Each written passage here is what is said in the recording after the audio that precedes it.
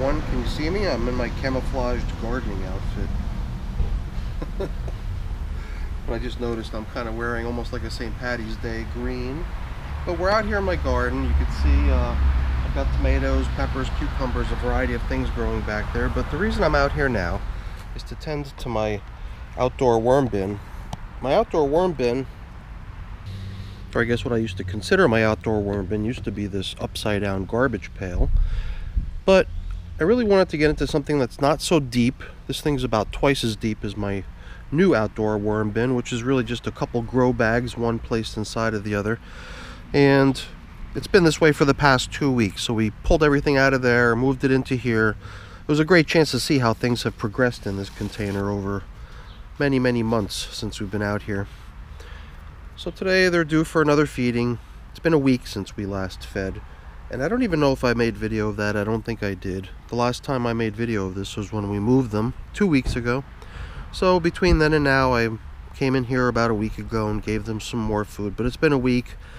So we're going to go ahead and give this bin a little bit more food today. Not to mention the fact that we've also got some extra mouths to feed in here ever since we emptied our last time-lapse container's contents into here, which included a few hundred worms as well. So we've got some more mouths to feed in here too. So today I've got a number of different things to include in their feeding, which is one of my staple items is a container full of used coffee here. And something I did not add in the last couple feedings, I think, was some pulverized eggshell for grit for these little guys. And in this bag I've got some stuff that's been in my freezer, a variety of different types of fruits and veggies to give them, so I'll throw them a handful or two once we get in here. I'll be feeding the inside night crawlers after this, but since it's still nice and cool out here before the sun starts blasting, I figured I'd take care of feeding these guys out here. So I cut down a bunch of wisteria, threw all the leaves, or as much of the leaves as I could easily pull off the vines, and I might have just registered that in my spreadsheet as they're feeding. So it's not much, but nevertheless, in time it'll break down and it'll be more nourishment for them. Here I could see a worm finally picking up a little bit of momentum. Over here too, almost invisible on top of this brown leaf. Already just the tail of it visible, but other than that I don't really see many other worms in here. Maybe it's just that they're not into coming up to the top of the surface. Maybe they're just content to be down low.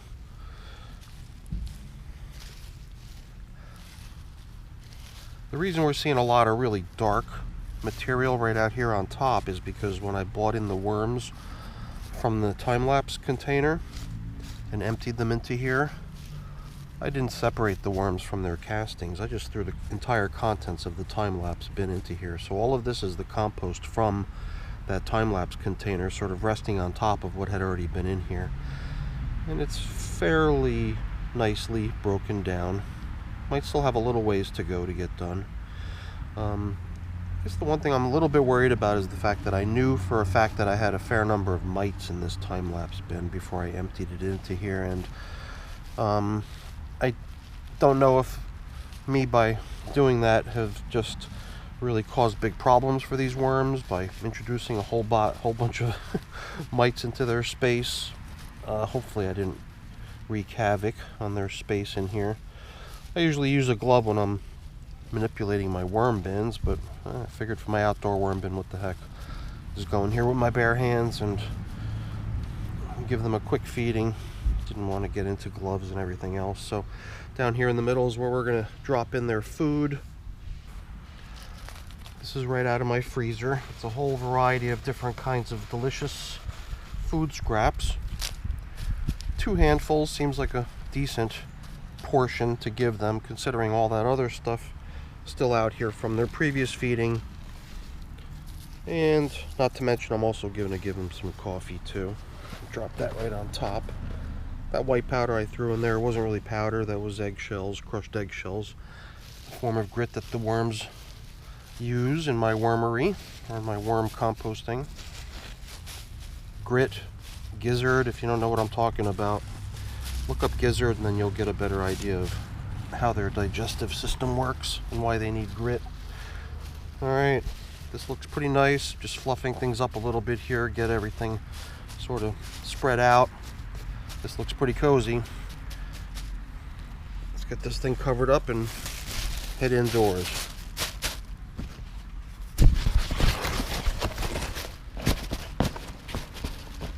Before we get started, I've put together a little list. So I figured we'd go through, and then we would get to feeding the European nightcrawlers in the Vermibag Mini here. Having a little list isn't a bad idea. Yesterday too, I missed a step that I probably should have taken in one of my videos, and all the more reason to try to help keep my head around what I'm trying to get done here today. So one of the things we already took care of down here, which was the African nightcrawlers and the red wigglers. It's a mix out there. In the outdoor bag, nothing special, just make sure they're on the list to get fed. But these other special objectives for today's visit, for these other two containers, the ENC Vermibag, we've got an insect situation going on. We've got a couple different types of mango seeds that we're handling in a couple different ways that we are going to try to observe the status of, and just in general, we're trying to bury our food, and that's tied directly to the insect situation. So we did try to remedy the insect situation here last time by putting a little bit more bedding on top, and also permitting ourselves to dig into the bin, which is something we've been trying to avoid. I was trying to sort of enforce a singular feeding methodology to this container, which was to always just feed on top and never dig down into the container. But I've lifted that rule. So I'm going to start allowing myself to dig a little bit deeper and put some cover over the food that I'm feeding. Definitely still got some flying insects. Some are dead on here already, but some of them are landed and walking around. Now this is going to be something new. You didn't see this last time. I thought maybe some diatomaceous earth would help. And yeah, that's a mouthful, right? Diatomaceous earth. It's a really fine powder, totally organic, totally natural material, but so fine and so coarse that it actually ultimately kills many types of insects. And my idea was that maybe it would help reduce the number of flying insects in this container, but obviously we don't see much of an improvement. So let's get these little hitchhikers off our plastic cover. I think I saw one more in there. Hopefully they'll be okay. We're not going to be long. We've got we got some stuff going on. Let's get a little bit of a closer look. Now, something's definitely going on right there. I don't know what it is, but the worms are all mounded up in that one spot. I can't remember what was placed there.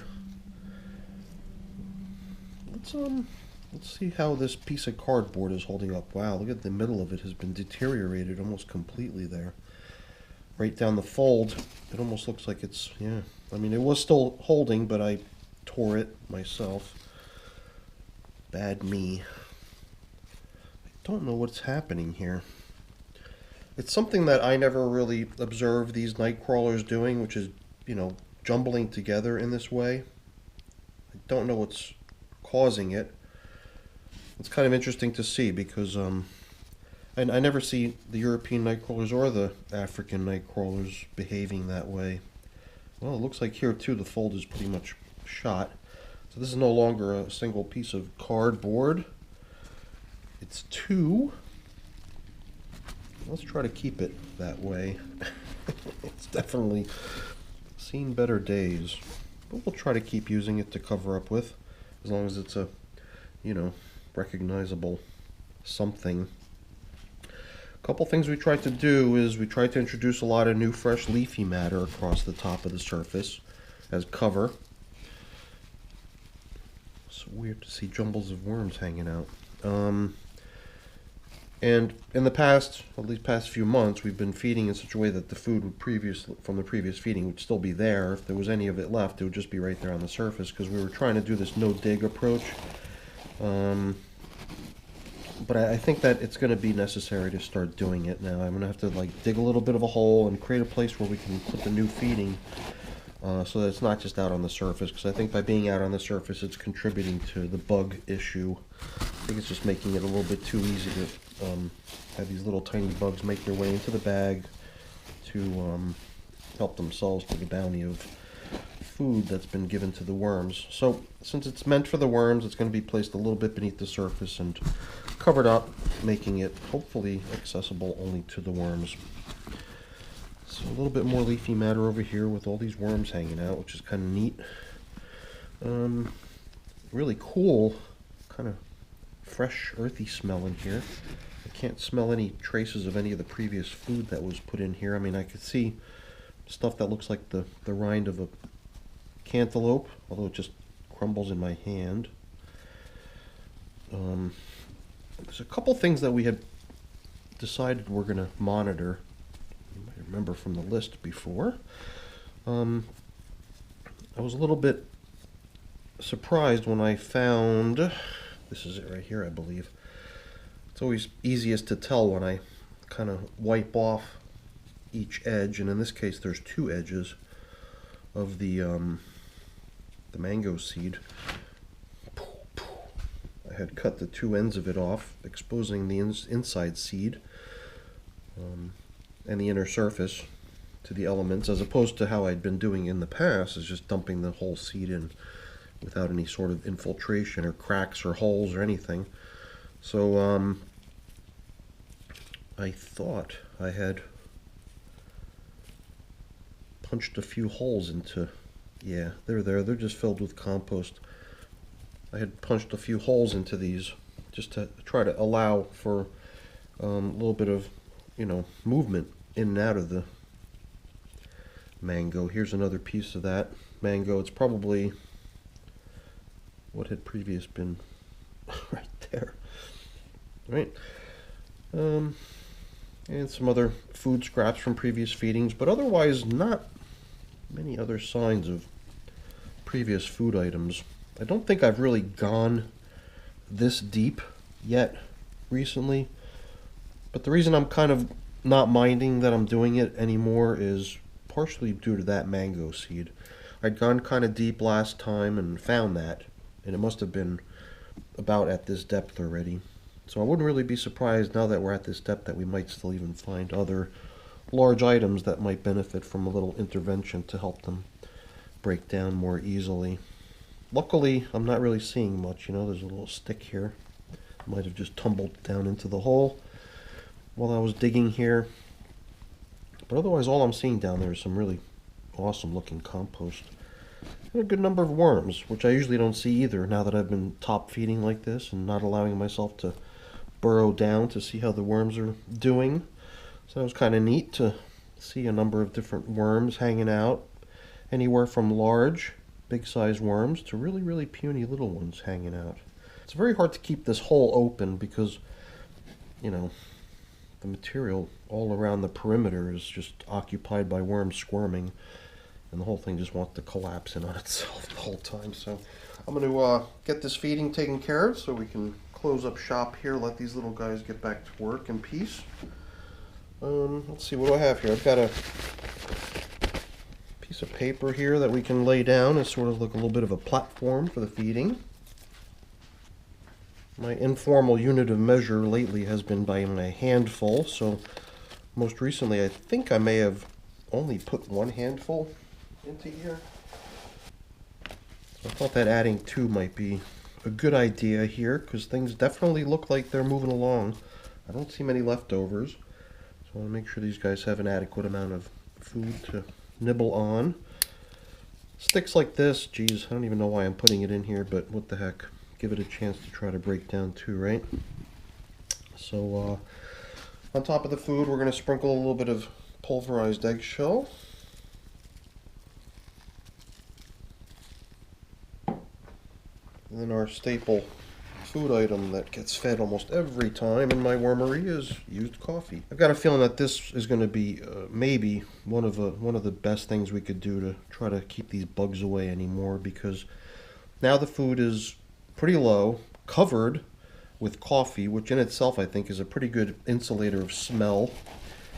And then we can start pulling in some of the stuff that we had pushed aside here. I think we've got a couple in progress food items which should probably be sunken down a little further too. Those were the mangoes. We've gotten them back down into the feeding zone area. Spread it around. This is the more seasoned stuff that's been in the bin now for a week. So I wanted to get this down low, get this down, you know, as a first layer, and then we'll just go ahead and we'll toss a little bit of fresh. Once we've got a pretty good coating of this stuff, we'll grab some fresh leaves to throw on here too.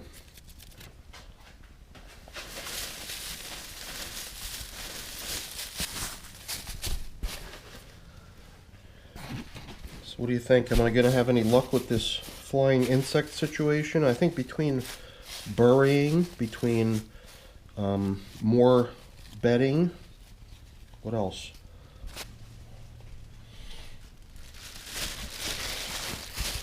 After we replace the plastic, we can also carefully replace this layer of diatomaceous earth in case it's helping, although I don't really see many dead insects on it. I thought I'd see more. But maybe they're just, well, there's a jumble of them, so maybe it's doing something. So the saga continues, I think, with regards to insects in my Vermibag Mini. But I'll keep trying, and I've got some other tricks up my sleeve, other things people have suggested, but I figured I would first try to use what I've got first. If that doesn't work, then we'll step it up to maybe buying other things to make, you know, make some improvements here. So what else? Okay, we got African nightcrawlers to feed, so let's head over there and take care of them.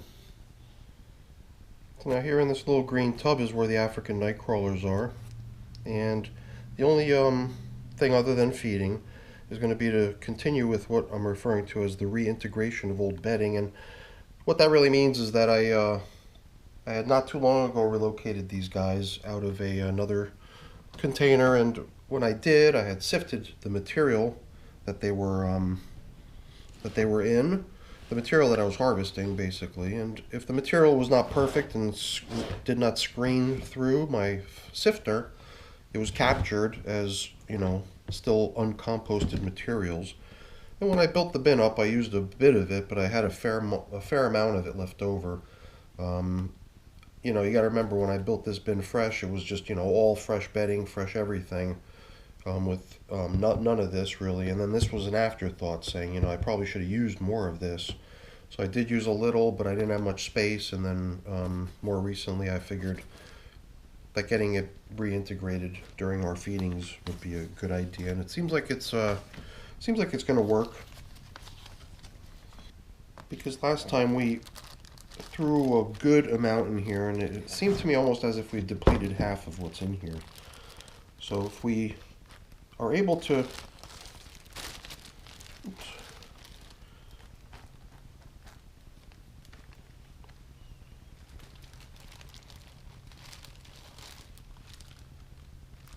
ooh, got castings going all over the place. What a mess, sorry. So, where was I? Right, if we can, you know, continue integrating this stuff, maybe even use what's remaining in here, then I've got this container freed up again, and all this material that was with the African nightcrawlers just didn't go through the sifting process when I was harvesting the castings. If I can get that back into their environment and back into the action, then that would be awesome. So as you see, we've already got a number of little inhabitants of this bin squirming out of view, not liking the bright lights, which is not surprising. Besides all those castings that were on that piece of plastic that were covering this, and there's a substantial amount on there, there's also a really thick layer of it across the entire top of this bin as well. So they're doing a really nice job, and they're really enjoying that moisture that collects on the top as a result of the plastic sheet being there. And, you know, all this casting material is clear evidence of that. And just the fact that you could see that there was a bunch of them when we first arrived, hanging out on the surface, enjoying it. This bin definitely looks like it's thriving. I believe we had already attempted in this bin to try to make sure we're not stuck with any original bedding items from the original build of the bin down at the very lower reaches of the bin, or resting up against the bottom of the container. So I think last time we'd already agitated the material to make sure we didn't have a whole bunch of that resting at the bottom. If we encounter one or two bits, then that's not a big deal, but I just wanted to make sure that we didn't have large masses of bedding material resting up against the bottom plastic. If we could, instead have it out in the material available as a food item or whatever to the worms. So I'm thinking that it might be a worthwhile exercise to check here, because it does seem like I'm coming up with little jumbles of leafy matter, which was right up against the bottom of the bin. In the beginning, when I build the bin, there's clear, distinct layers, and it starts with a bunch of bedding at the bottom. And it gets occupied to a large part, but it also remains untouched, since only some critters are heading towards it from one direction only, from above. And it also gets a bit of attention, because sometimes the moisture that's in the bin makes its way down there too, and that's a kind of a haven when that's the case. Although here we don't really have that happening. Nevertheless, I think it's a good thing to bring up some of this compostable material and let it compost, right? And it's kind of nice that it's a bedding material too, because before we feed, we'll rest it right into the feeding zone area. It's sort of a foundation for us to put the new feeding on top of. And that'll really make that into an appealing food item too, once all the juices of the foods that they're receiving start to drip down onto it. Some of these old food items that we're continuously bumping into are these two corn cobs, which actually predate this bin. They just came over with the worms when they were moved. Other things, like a banana peel. This one looks like it's probably been in the bin for maybe more than a couple feedings. So we've got some good leftovers here accumulating. This is another banana peel. Possibly one that was added during the last feeding, maybe older. A little bit hard to say. I'm getting a pretty good collection of bedding items piling up over here. But you know what I'm going to do is I'm going to shift it over to the other side temporarily, and we'll collect it over there just to make sure we've given the bottom of the bin over on this edge a little bit of a check up too. Here I'm not seeing so much. Maybe one or two hunks of cardboard, a little bit matted up against itself. If it's possible to separate it here, now I'll do that too. Even give it a tear if possible. Try to fragment it so it's nice and minuscule in size. The fact that it's all got castings stuck to it and everything is good. It's not going to allow it to stick to itself or to one another. They're not going to jumble together so much because they've already got some material intermingled to prevent them from matting up again. It's only when they're still fresh and new and they end up down in the worm bin and lay up against another piece of material and get stuck to it. This is a good example. It's almost untouched on this side. This is like the bottom of the egg carton, the little cell. Just one more quick check down here to see if there's any other notable pockets of such material. Things are looking pretty nice down here. Even if we don't pile it up and collect it in one spot, I think just by giving the whole mass a little bit of a stir like this, it accomplishes basically the same thing as just getting it off the bottom, putting it into a better place where it's got a greater chance of being broken down. Lots of sticks of leaves. Every time we add bedding, the leaf has its little stick which comes along. That always takes so much longer. All the leafy part of the leaf is eaten right up. Guess we don't need to go all the way to the bottom. I'm just going to open up a large enough cavity for us to drop the remainder of this food into. Got a little bit left over here. So you can see one of the items on the menu is a mango seed, and I've gone ahead and I've put a big cut into the side of it. So even though it's not cut in half completely, the inside is exposed, and I think that's really the key here. So this thing's got a chance to break down at some point in the near future and not have to take forever. This all this bedding stuff I think is going to be the perfect foundation for us to drop our fresh feeding onto. So let's get this stuff loosely back into action here, or at least a part of it, a little bit of a foundation. We can start putting some stuff in.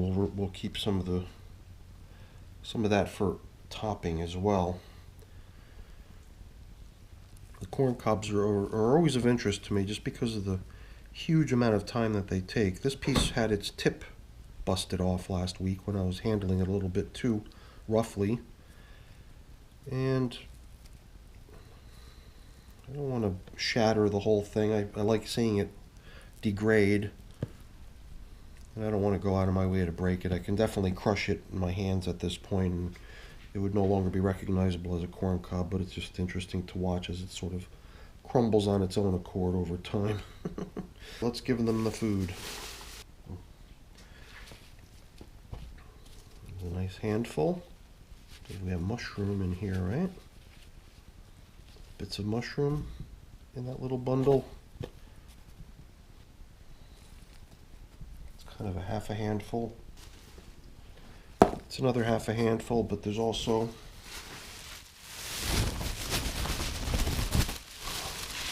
just a fair bit of loose, minute bits that you should give them too. It's probably the quickest to break down. That to me looks like a really nice, generous feeding, especially for a tiny bin this size, right? Here again, just makes good sense, good common sense to try to remove the temptation of the food below by trying to get some more neutral smelling stuff to cover it up, right?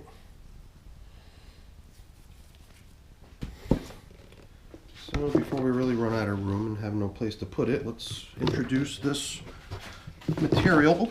Well, I was going to go by handfuls, so that's maybe about a half a handful, so I'll grab, say, one more and another half. I think last time I managed to reintroduce maybe twice that much, which means if I can reintroduce about this much in the next feeding, then I will have successfully done away with all of that reclaimed material, and then I'll have that container back. But in the meantime, I'll just keep that covered, try to help keep its moisture level semi-normal. Once again, just in case there are any hatchlings or any worm rogues in there. So down here, this little lip is where we were up to last time. Now we're, whatever, maybe ½ inch above that. Not too much, but definitely above it all the way around. So our overall mass is generally increasing. It all collapses down. All the material that can be broken down by the worms, once it does get broken down, really does collapse down into a much more compact material, and that's part of the reason it's so heavy when you try to lift up a bag or a box or whatever of pretty much all finished compost. You will definitely find that it's extremely heavy, much heavier than you expect. It's just really cool that way. All right, well, all of our night crawlers are fed, and all of our checklist items from our to-do list are taken care of as well. So awesome, we're good to go. So I've got a little bit of cleaning up to do around here, luckily not too much, and a couple things to put away, but that's boring. I won't keep around for that. Before I shut the camera off, let me just quickly say thank you. Thank you for watching. I hope you enjoyed the video. If you did, then please, as always, please remember to give me a quick thumbs up, and also consider becoming a subscriber to the channel as well. That's really appreciated too. Thanks again, everyone. Have a great day. Bye now.